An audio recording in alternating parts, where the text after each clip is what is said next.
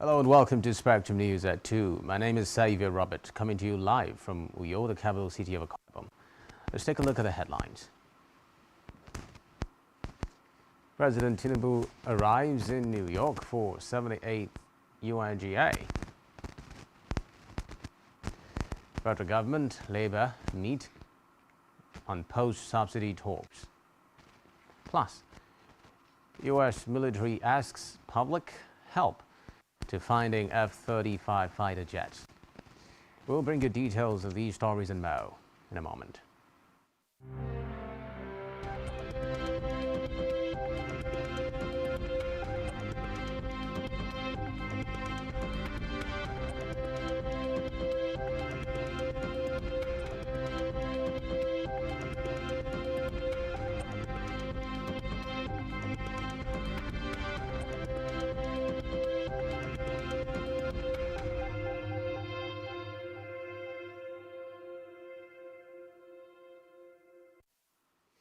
First in the news this afternoon is Nigeria's leader, President Bola Tinubu, who has arrived at the John F. Kennedy Airport in New York to attend the 78th United Nations General Assembly UN.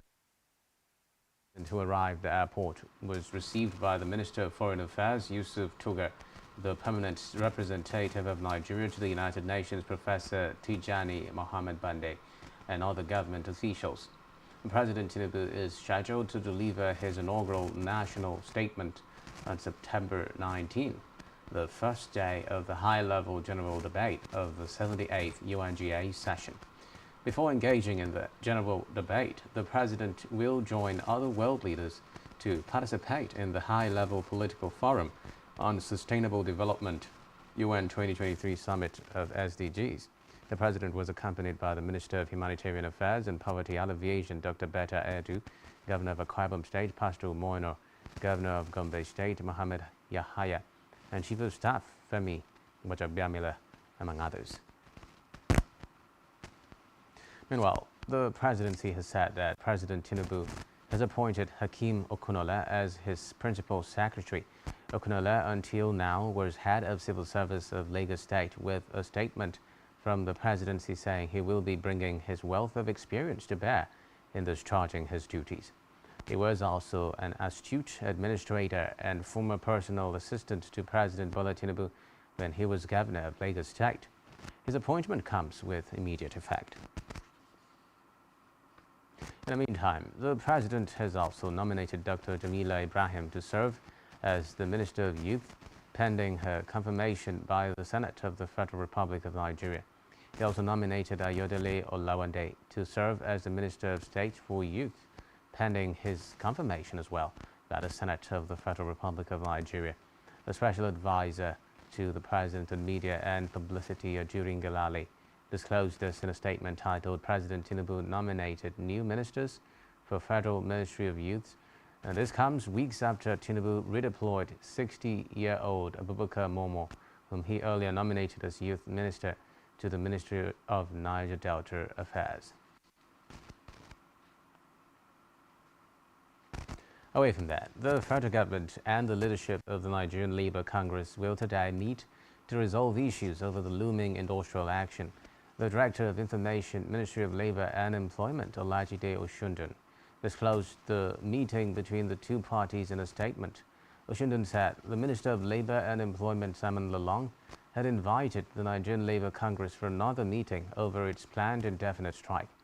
The minister, who directed the Department of Trade, Union Services and Industrial Relations to convene a meeting with the leadership of the Nigeria Labour, said it was important that the union sit with the government to resolve all pending matters to avert further disruption to the economy. According to the minister, the administration of President Bola Tinubu will always engage organized labor and respond to its concerns after due consultation and negotiations in order to guarantee industrial harmony, which is critical to the attainment of the renewed hope agenda. Meanwhile, the federal government has made moves to block the redemption of about 62 promissory notes issued to consultants and contractors engaged by the Nigeria Governors Forum, NGF, and the Association of Local Governments of Nigeria, ALGON, to retrieve their shares of the Paris Club refunds. The federal government, while faulting the procedure for the issuance of the promissory notes, has prayed the Federal High Court in Abuja to avoid the notes already issued. In the suit before Justice Inyako, the federal government and 3 others listed as plaintiffs wants the court to, among others, set aside all the promissory notes and issue an order of perpetual injunction restraining the defendants and their agents from exercising any proprietary rights over the promissory notes. The plaintiffs contending, among others, that the promissory notes are invalid, having been wrongly issued in violation of relevant laws. From the legislature now, the National Assembly has hinted on plans to expedite the screening of nominees for the positions of the Governor of the Central Bank of Nigeria as well as the deputies. The Parliament said this would be done along with a list of 2 ministerial nominees of President Bola Tinubu. The Senate spokesperson and chairman, Senate Committee on Media and Publicity, Yemi Adaramodu, told newsmen that the Red Chamber was ready to act swiftly on the screening of the nominees. To the judiciary now, where the Chief Justice of Nigeria, CJN, Justice Olukayode Ariwola, will on Wednesday, September 20, swear in 9 newly appointed justices of the Court of Appeal. The new appellate court justices are to be inaugurated at the main court auditorium of the Supreme Court of Nigeria in Abuja. A statement by the Supreme Court's Director of Press and Information, Festus Okonde, says that the CJN will swear them in by 11 a.m. Meanwhile, Justice Aminaoji will formally retire from the Supreme Court's bench on Thursday, 21st September, having attained the mandatory retirement age of 70 on Sunday, 3rd September 2023. Now to Africa, where the Congolese government has denied reports about a coup attempt against President Denis Nguesso, who has been in power for 38 years. This is according to Congo's Minister of Information, Thierry Mongala, who tweeted on his X handle formerly known as Twitter. He reassured the people that the country is calm while calling on them to go about their normal activities. Reports say the 78-year Nguesso has spent 38 years at the helm of the country in Central Africa. He was president from 1979 through 1992, then returned in 1997 after a civil war and has remained in power ever since. Still in Africa, 17 people have reportedly been killed by a landslide in the Democratic Republic of Congo. Reports say the disaster occurred near the banks of the Congo River in the northern city of Lisala, capital of Mongala province. According to the report, 7 women, 7 men, and 3 children under 5 years died and have been buried due to lack of space at the local mortuary. After the foreign scene now, the U.S. military has asked for the public's help to locate one of its F-35 fighter jets after the pilot ejected from the aircraft. The military said it went missing when the pilot was flying over the southern state of South Carolina. The pilot, who has not been named, ejected and parachuted safely. He is reportedly in a stable condition in the hospital. But officials said the aircraft was involved in a mishap, adding that they are focusing their search for the F-35 Lightning II jet around Lake Moultrie and Lake Marion in the northern part of the city of Charleston. Still on the foreign scene, China's top diplomat Wang Yi has begun a visit to Russia to discuss the war in Ukraine with Russian Foreign Minister Sergei Lavrov. In a statement by the Chinese Foreign Ministry, Wang will visit the country from today through September 21. According to the statement, he is expected to meet Lavrov to discuss a wide range of bilateral cooperation issues, which include a detailed exchange of views on issues related to a settlement in Ukraine. The scheduled meeting comes on the heels of a closely watched summit between Russian President Vladimir Putin and North Korean leader Kim Jong-un, which the United States has warned could lead to Pyongyang supplying Moscow with munitions for war in Ukraine.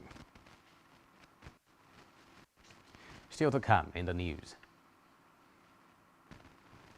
Nigeria's Quadri Aruna retains ITTF African Championship title. stay with us.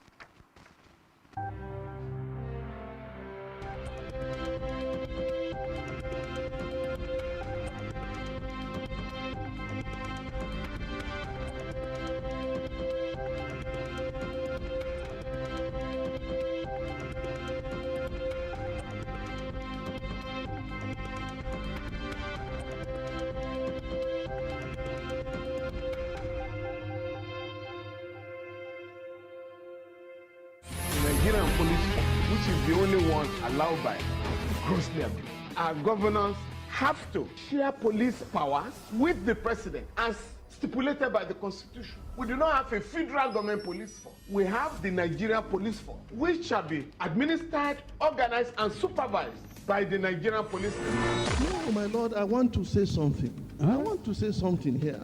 Perhaps it might also enlarge the scope of people who should be invited here for examination. My lord, if we cannot find those who literally murdered Abiola, who are those people who could be said to be the beneficiaries of the death of Abiola? Rogers has linked you with some of the killings he did. He never did. He linked you with the attempted murder of Hebrew. He did not. My lord, the matters counsel is leading the evidence in our matters. Is this an adversary proceeding? It's not, my lord, but you can't be talking about cases which are in court, Is my this an adversary proceeding? It's not, my lord. These cases are in court, my lord. I'm just reminding your lordship. My lord, sorry, my lord, I think I'll be in cross-examination. Legally Speaking, a program that deals with legal issues and questions we face as citizens of this amazing country, Nigeria. Legally Speaking. Join us every Friday from 5 p.m. to 6 p.m. for Legally Speaking.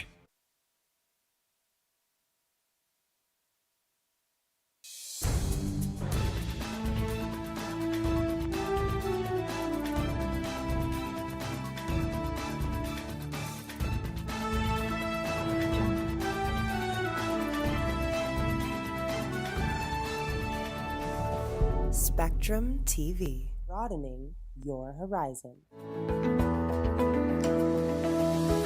Business exists only to meet the needs of the people. But there's an extra advantage if your product and services are pitched on a platform that gives you the added advantage over your competitors. For your desired return on investment and so much more, advertise on Spectrum Television, on StarTime's DTH Channel 421 and on free-to-air with a frequency of 12733. Spectrum Television, broadening your horizon.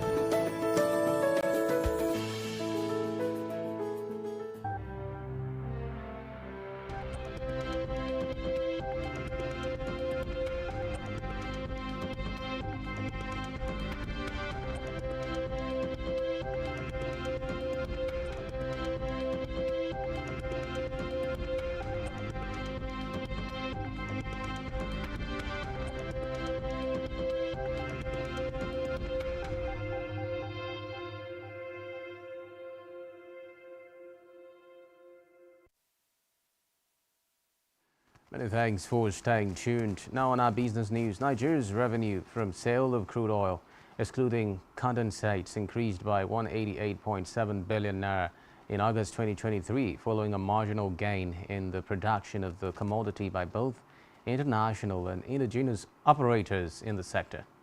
Data obtained from the Nigerian Upstream Petroleum Regulatory Commission and the Organization of Petroleum Exporting Countries confirmed that oil output from Nigeria appreciated in August as against what was obtained in the previous month.